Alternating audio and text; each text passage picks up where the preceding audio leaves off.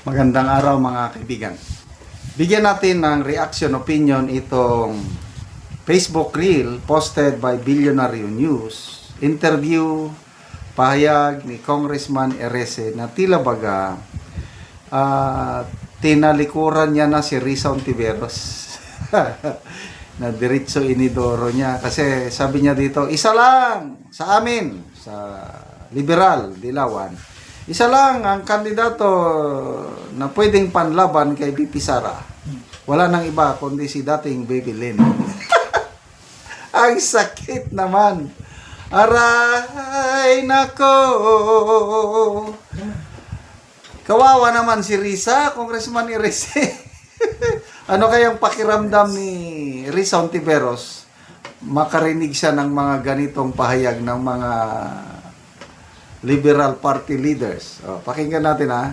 Ako sa ngayon wala pa po. Sinasabi ng mga kasama namin, mag-organize kami, and hopefully before the end of the year, we can come up with our candidates. Pero sa akin, pananaw, dapat ang isa lang ang pwedeng panlaban, VP Sara. Walang iba yan, kundi si dating VP, Kenny.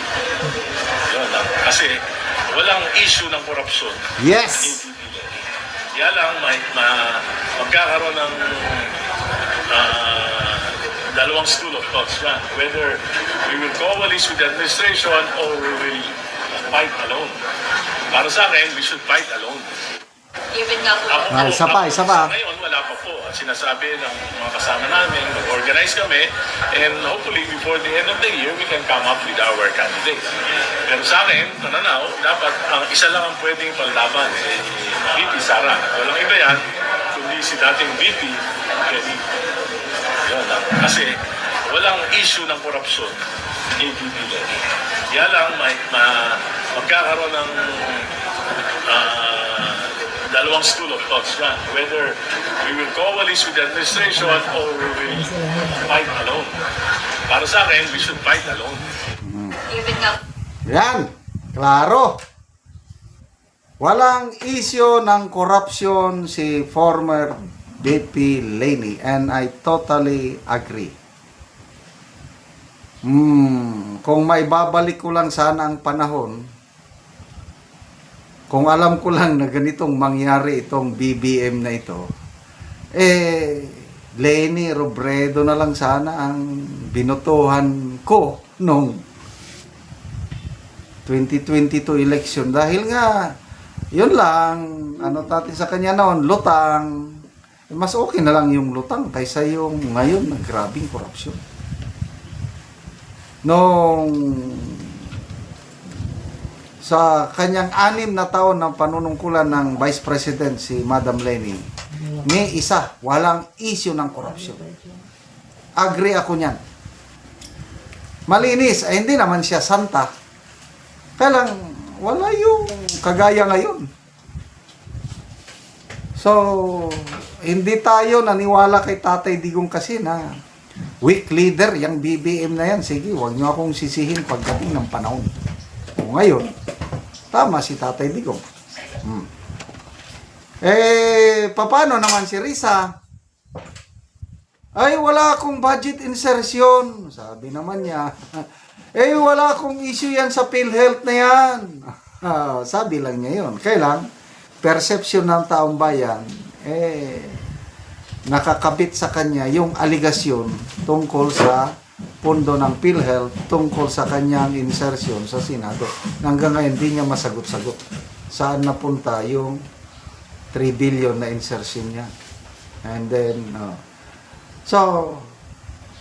kaya pala, in fairness din kay Senator Risa, pumapayag na siya na pwedeng vice president lang siya. At least, humble siya. Hindi niya ipagpilitan ang kanyang sarili na siya ang standard bearer ng mga dilawan. So, hopefully, makumbinsi nila si Madam Leni Robredo na tatakbo sa 2028 para maging solid ang oposisyon. Leni Robredo, Risa Ontiveros versus Sara Duterte, ano bang katandem niya? Maraming katandem. Kung ako ang mamili, Bongo ang gusto kong katandem. Yan ang labanan yan. So next issue naman. Yung sinasabi rin ni Risa, ni Trillanes, na pwede daw silang makipag-coalesce. Pwede silang makipag-unity with Marcos. Ano yan? Kain suka. Believe talaga ako dito kay Congressman Eresi, may paninindigan talaga.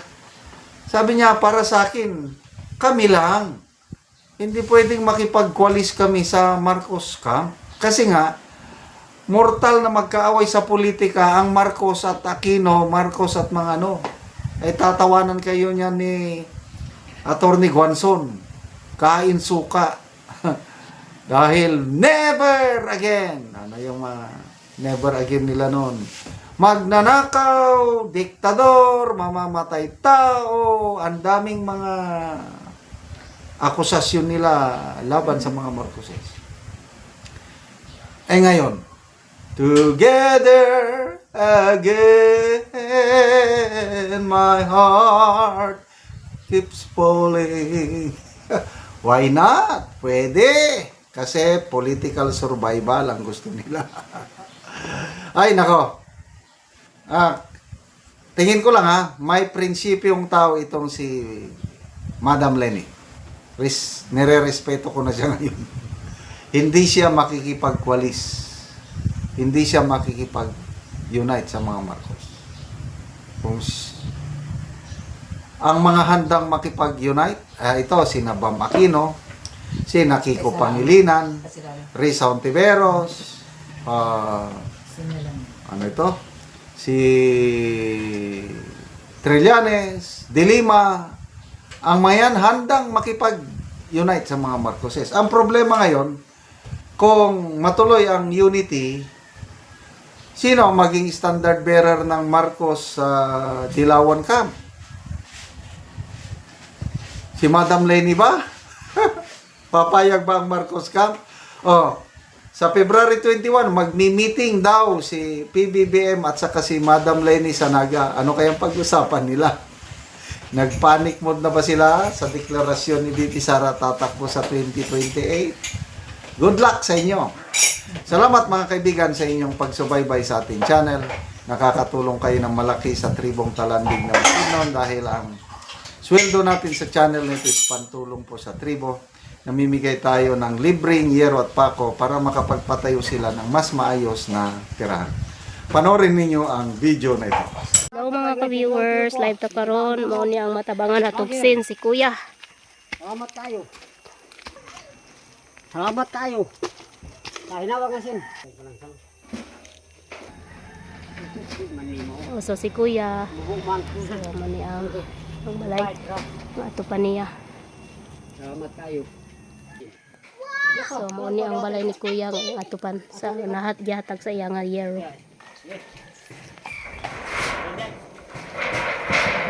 So nagagatop na gid si Kuya. So mo ni ang balay ni Kuya ngayon gipatindog. Natagaan man siya gyero. So mo na nga yung gitaod na. So ako man nagit si Kuya. So nindot na gid yung balay.